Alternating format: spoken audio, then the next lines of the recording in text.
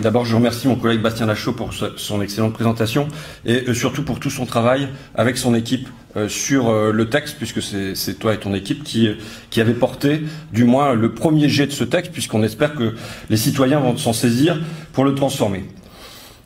Nous sommes en salle de presse de l'Assemblée nationale, mais c'est à vous, Alexandre, Geoffroy, Joe, Gaël, David, à vous toutes et tous, croisés sur les péages de Labarque et de Loriol, sur les ronds-points d'Arcy et d'Annecy, d'Albert et de Montpellier, de Bagron et d'Aubenas, à tous les gilets jaunes qui m'en ont parlé, qui l'ont réclamé, qui l'ont exigé, ce référendum d'initiative citoyenne, que je veux m'adresser.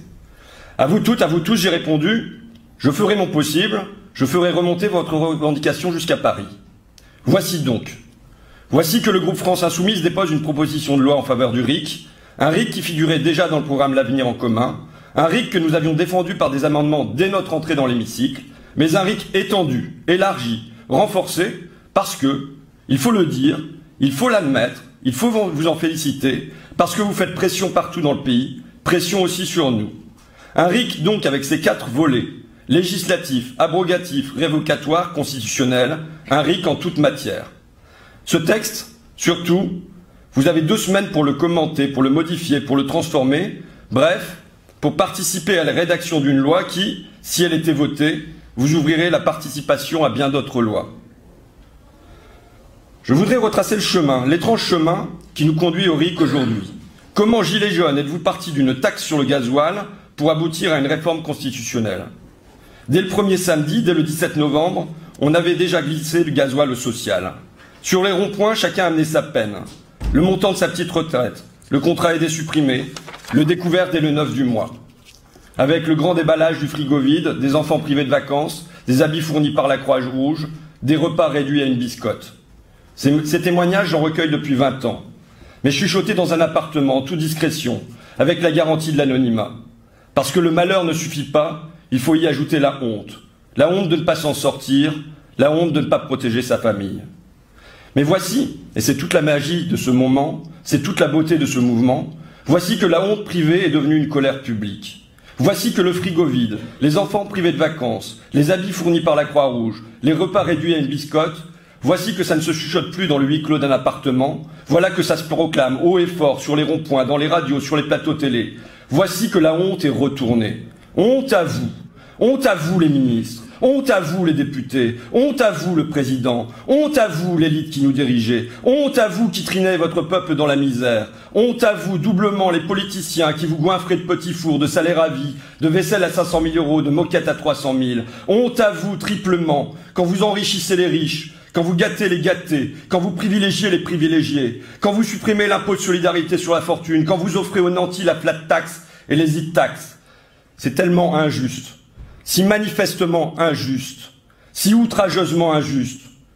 Que pouvons-nous faire? Que pouvez-vous faire? Vous me demandiez.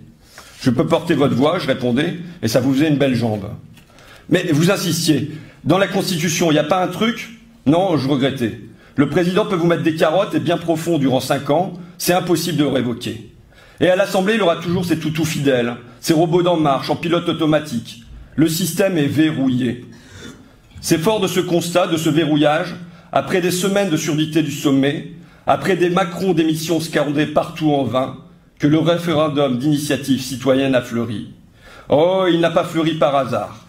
Il a fleuri parce que des hommes de conviction, nommons-les, Étienne Chouard et ses amis ont semé, ont arrosé depuis des années, depuis le traité constitutionnel européen de 2005, depuis la trahison de Lisbonne, la trahison du peuple par les députés, par les sénateurs, par le président, depuis qu'il est évident, depuis qu'il est transparent, que le peuple ne saurait plus avoir confiance dans ses représentants.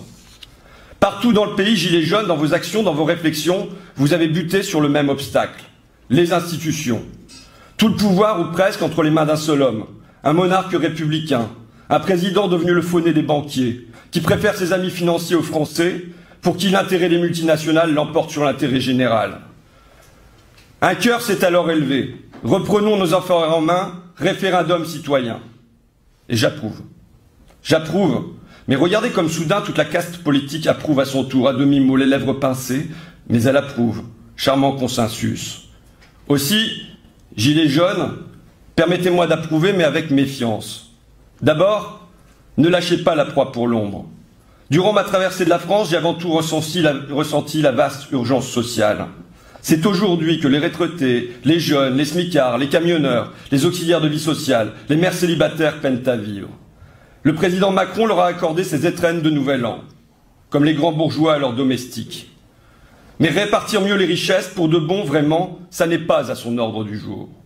En haut, on se gave, tandis qu'en bas, on galère. En haut, grâce à la Macronie, c'est 10 000 € en plus chaque mois pour les 1%. Des grandes fortunes multipliées par 7 en 20 ans, et qui, grâce à la Suisse, au Luxembourg, aux îles Caïmans, échappent à l'impôt. Tandis qu'en bas, au 1er janvier, le SMIC, les pensions, les allocations seront gelées, et que vous serez imposé sur le moindre litre de lait. On voit bien l'intérêt pour lui, pour ses amis de l'oligarchie, que de faire glisser le débat vers un RIC qui sera discuté quand? Au printemps, à l'automne? Ça ne coûte rien pour l'instant, au moins laisse-t-on passer l'orage. C'est aujourd'hui qu'il faut la justice, c'est aujourd'hui qu'il faut l'égalité. N'abandonnez pas cette exigence, combattons la misère toujours, tout de suite, partout. Ensuite, que restera-t-il de votre RIC à l'arrivée? Méfiez-vous, surveillez-les, restez sur vos gardes. Parce que votre idée, ils vont la détourner, la retourner, la biscorner, l'atténuer, la modérer, la rabougrir, la réduire. Et à la fin, si vous ne luttez pas pied à pied, il ne restera qu'un machin. C'est une caste, elle tient le pouvoir, elle y tient. Elle ne le lâchera pas, même des miettes, c'est à vous de le prendre. Ensuite et surtout, et j'achèverai là-dessus, rien jamais ne remplace un peuple en lutte. La Constitution comporte de très belles phrases. Sur les hommes qui naissent libres et égaux, sur les droits des femmes, sur la terre à préserver, et même sur les animaux. Mais qu'en est-il dans la réalité? Ce texte sacré est chaque jour bafoué. Alors oui, on peut y inscrire de nouvelles lois, on peut en modifier les règles, on peut réclamer le RIC, on peut ajouter un outil, un bel outil, dans la boîte à outils de la démocratie. Soit. Mais ces phrases, ces mots, ces bouts de papier ne vaudront rien sans un peuple éveillé, sans un peuple aux aguets, sans un peuple qui lutte comme vous l'avez fait cet automne, sans un peuple qui lutte pour que liberté, égalité, fraternité ne soit pas qu'une devise ronflante inscrite au fronton des mairies, mais bien vivante dans tous les esprits. Gilets jaunes, ne vous rendormez pas, restez debout.